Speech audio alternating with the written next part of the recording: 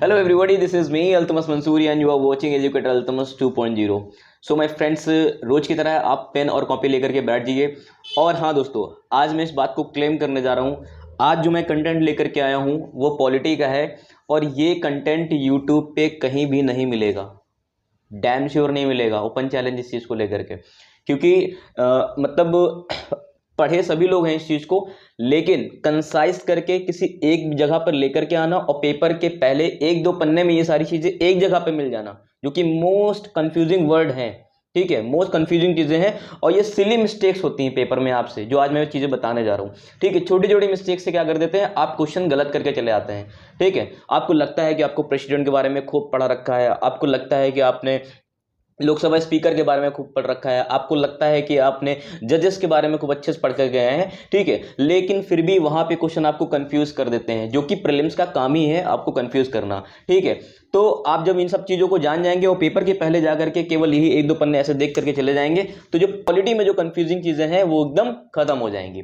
सो दोस्तों चलिए शुरू करते हैं। और हाँ दोस्तों, अब फाइनली हम लोग 1,500 लोगों का परिवार बन चुके हैं। So congratulation to all of you and thank you so much कि इतना ट्रस्ट दिखाने के लिए मेरे ऊपर। ठीक है दोस्तों, मुझे बहुत अच्छा लग रहा है। ठीक है, काम करने में एक मोटिवेशन भी मिल रहा है, एक पॉजिटिव रिगार्ड भी आता है सब जगह से।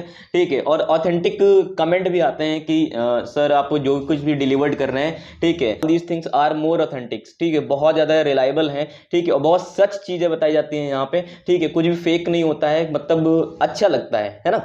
तो ऐसे कमेंट देख करके मुझे मोटिवेशन मिलता है। और हाँ दोस्तों, आपसे एक रिक्वेस्ट है यार, आप प्लीज़ अगर चैनल पर नए हो तो सब्सक्राइब कर लिया करो। ठीक है, तो परिवार हमारा और बड़ा होता जाएगा और धीरे धीरे मेरा मोटिवेशन बढ़ता जाएगा और बेस्ट से बेस्ट चीज़ें आपके लिए लेकर के आऊँगा। ठीक है, so please it's my humble request to all of you, please subscribe my channel. और हाँ, लाइक करने में क्या जाता है यार, आपको लाइक भी कर दिया करिए। तो चलिए शुरू करते हैं विदाउट एनी डिले। ठीक है, सो माय फ्रेंड्स, आज का पहला क्वेश्चन ये है जो कि बहुत ज़्यादा कंफ्यूजन क्रिएट करता है कि जो जजेस ऑफ दी सुप्रीम कोर्ट हैं और जजेस ऑफ दी हाई कोर्ट है। ठीक है, जो सुप्रीम कोर्ट के जजेस होते हैं इनको सैलरी कहाँ जाती है, कंसोलिडेटेड फंड ऑफ इंडिया। ठीक है, भारत की संचित निधि से जाती है, जो कि आर्टिकल नंबर 266 में आती है। आप प्लीज पेन कॉपी लेकर के बैठिएगा, सारे पॉइंट नोट कर लीजिएगा। ठीक है, जो जजेस ऑफ दी सुप्रीम कोर्ट होते हैं, ठीक है, सुप्रीम कोर्ट के जो न्यायाधीश होते हैं या फिर मुख्य न्यायाधीश होते हैं, उनको जो सैलरी जाती है, ठीक है, वो कहाँ से जाती है, भारत की संचित निधि से जाती है, जो कि आर्टिकल नंबर 266 के अकॉर्डिंग आता है। ठीक है, इसी तरह जो जजेस ऑफ दी हाई कोर्ट हैं, ठीक है, उच्च न्यायालय के जो न्यायाधीश हैं या मुख्य न्यायाधीश हैं, इनको जो सैलरी जाती है वो भारत की संचित निधि से ना जाकर के वो कहाँ जाती है, राज्य की संचित निधि से जाती है। ठीक है, consolidated fund of the state से जाता है। तो दोस्तों अब बात होगी यहाँ पे, ये बात क्लियर है कि सुप्रीम कोर्ट के जजेस को सैलरी कहाँ जाती है और हाई कोर्ट के जजेस को सैलरी कहाँ जाती है। बट कंफ्यूजन कहाँ से आएगी, जो हाई कोर्ट के जो जजेस हैं ये रिटायर जब होते हैं तो इनको दोस्तों जो पेंशन मिलती है वो भारत की संचित निधि से मिलती है, ना कि राज्य की संचित निधि से मिलती है। इसको नोट कर लीजिए। ठीक है, आप दोस्तों मुझे कमेंट करके बताइए कि सुप्रीम कोर्ट और हाई कोर्ट के जो जजेस हैं इनका टेन्योर क्या होता है। ठीक है, फिर दोस्तों सेकंड क्वेश्चन ये है, इलेक्शन कमीशन के ऊपर है, ठीक है, निर्वाचन आयोग के ऊपर है कि जो मेंबर होंगे, ठीक है, इलेक्शन कमीशन के जो मेंबर होंगे इनकी qualification not defined in the constitution. ठीक है, इनकी जो क्वालिफिकेशन होती है वो संविधान में निर्धारित नहीं की गई है, डिफाइन नहीं की गई है। ठीक है, office of profit also not defined. ठीक है, इनका जो ऑफिस ऑफ प्रॉफिट होता है ये भी डिफाइन नहीं किया गया है। दोस्तों कितने मेंबर होंगे आयोग में ये भी कॉन्स्टिट्यूशन में डिफाइन नहीं किया गया है। ठीक है दोस्तों, ये कंफ्यूज करने वाले वर्ड होते हैं। और हाँ दोस्तों, आप मुझे कमेंट में करके बताइए कि जब इलेक्शन कमिश्नर जब रिटायर हो जाते हैं, ठीक है, तो ये कहीं और किसी अन्य ऑफिस ऑफ प्रॉफिट पे जा सकते हैं या फिर किसी अन्य जगह पे काम कर सकते हैं अथवा नहीं, आप कमेंट करके बताइएगा। ठीक है, अब दोस्तों एक चीज़ और है, इनके पास क्या क्वासी जुडिशरी पावर है, क्वासी जुडिशरी मतलब कि अर्ध न्यायिक शक्तियां हैं। तो जी हाँ दोस्तों, इनके पास अर्ध न्यायिक शक्तियां भी होती हैं। ठीक है दोस्तों, आपको कमेंट में बताना है कि टेन्योर और रिमूवल कैसे है इनका। ठीक है, टेन्योर इनका कितना होता है इलेक्शन कमिश्नर का। ठीक है, तो दोस्तों हम लोग बात कर लेते हैं नेक्स्ट टॉपिक के ऊपर कि जो प्रेसिडेंट का जो रिमूवल है, ठीक है, जो प्रेसिडेंट का रिमूवल है ये तो हमारे आर्टिकल नंबर 61 में डिफाइन कर दिया गया है। ठीक है, but removal of the vice president not define in the constitution. ठीक है, हमारे जो उपराष्ट्रपति हैं इनको हटाने की जो प्रक्रिया है ये संविधान में इसकी व्याख्या नहीं की गई है, ये संविधान में इसका प्रावधान नहीं दिया गया है। ठीक है, resolution only can be pass in the Rajya Sabha. दोस्तों इनको हटाया कैसे जाता है, तो दोस्तों इनको हटाने के लिए केवल राज्यसभा में ही रेजोल्यूशन लेकर के आ सकते हैं, जो कि 50% स्ट्रेंथ के होती है, जिसको हम लोग इफेक्टिव मेजोरिटी बोलते हैं। क्या बोलते हैं दोस्तों? जिसको हम लोग इफेक्टिव मेजोरिटी बोलते हैं। ठीक है दोस्तों, इफेक्टिव मेजोरिटी से किन किन लोगों को हटाया जाता है? तो स्पीकर हो गए, डिप्टी स्पीकर हो गए, या फिर डिप्टी चेयरमैन हो गए, इनको भी इफेक्टिव मेजोरिटी के साथ में ही क्या किया जाता है? रिमूव किया जाता है। ये सारे पॉइंट आप लिख लीजिए। ठीक है, फिर दोस्तों नेक्स्ट टॉपिक के ऊपर डिस्कस कर लेते हैं कि नंबर ऑफ द जजेस डिसाइडेड बाय द पार्लियामेंट।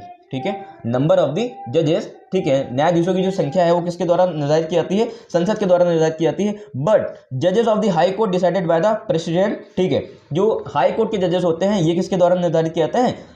राष्ट्रपति के द्वारा निर्धारित किए जाते हैं। ठीक है दोस्तों, यहाँ पे एक चीज जानने के लिए और है कि जो पार्लियामेंट होती है, संसद होती है, वो यहाँ पे क्या कर सकती है? जुडिशियल पावर को एक्सटेंड कर सकती है, न्यायिक शक्तियों को बढ़ा सकती है, लेकिन न्यायिक शक्तियों को कम नहीं कर सकती है। समझ रहे हैं ना दोस्तों? ये पॉइंट आप कंफ्यूज मत होइएगा, आप पेन डाउन कर लीजिए।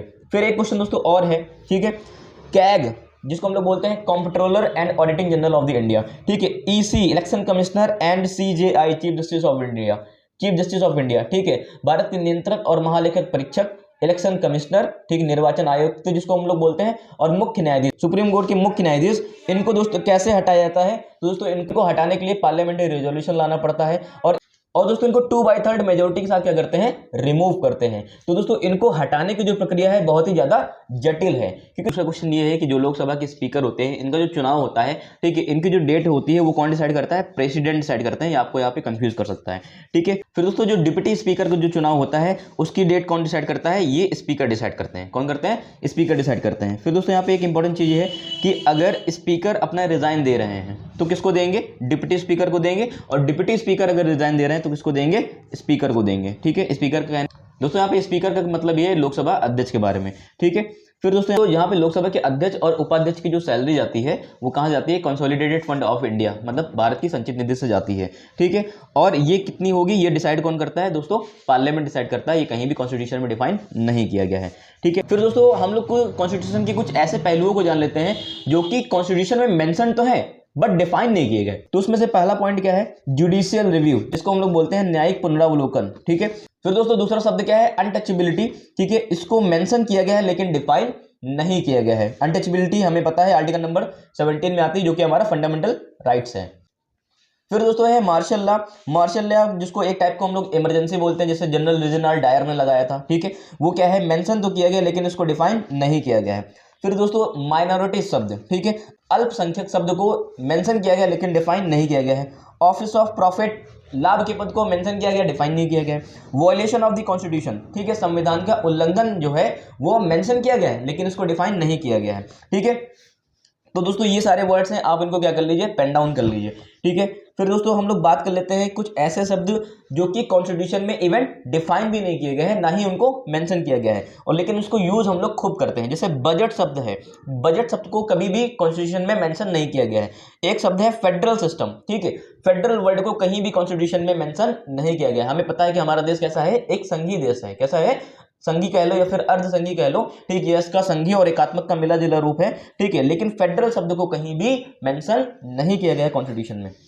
दोस्तों मैं बात कर लेता हूँ ज्वाइंट सिटिंग की कॉलिंग कौन करते हैं। ठीक है, ज्वाइंट सिटिंग के लिए बुलाता कौन है? तो वो राष्ट्रपति बुलाते हैं। ठीक है, और उसको चेयर्ड किसके द्वारा किया जाता है? तो दोस्तों स्पीकर के थ्रू किया जाता है। यदि स्पीकर ऑप्शंस हैं, ठीक है, नहीं है तो डिप्टी स्पीकर करेंगे। यदि डिप्टी स्पीकर भी नहीं है तो कौन करेंगे? चेयरमैन करेंगे। ठीक है, फिर दोस्तों एक क्वेश्चन और पूछता है कि ज्वाइंट सिटिंग का जो प्रोविजन है, ठीक है, ये हम लोग कौन से गवर्नमेंट ऑफ इंडिया एक्ट से लेकर के आए हैं? तो दोस्तों 1935 का जो गवर्नमेंट ऑफ इंडिया एक्ट है 1935 का, ठीक है, उससे क्या किया गया है? ज्वाइंट सिटिंग वाले प्रोसेस को क्या किया गया है? मेंशन किया गया है। ठीक है,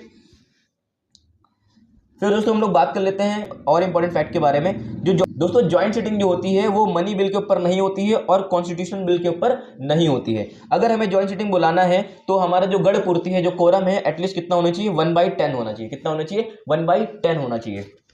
दिल्ली में प्रेसिडेंट रूल लगाया जाता है, इसके लिए एक अलग से आर्टिकल मेंशन किया गया जिसको हम लोग बोलते हैं 239 AB। क्या बोलते हैं? 239 AB। ठीक है, फिर दोस्तों मैं बात कर लेता हूँ राज्य विधान परिषदों के बारे में। ठीक है, यहाँ पे सीटों का एलोकेशन किया गया है कि कितनी सीटें होनी चाहिए। तो दोस्तों मैक्सिमम सीट कितनी होनी चाहिए? जो स्टेट लेजिस्लेटिव असेंबली होती है, जो कि राज्य विधानसभा होती है, उसकी सीट का 1/3 होना चाहिए। कितना? 1/3 होना चाहिए। और मिनिमम से मिनिमम कितनी सीट होनी चाहिए दोस्तों? 40 होनी चाहिए। ठीक है, अब दोस्तों हम लोग बात कर लेते हैं formation of the state legislative council. ठीक है, राज्य विधान परिषदों के जो फॉर्मेशन होता है वो किसके थ्रू होता है? तो दोस्तों यहाँ पे स्पेशल मेजोरिटी से पास होना चाहिए उस रेजोल्यूशन को। कहाँ पे? राज्य की विधानसभाओं में पास होना चाहिए।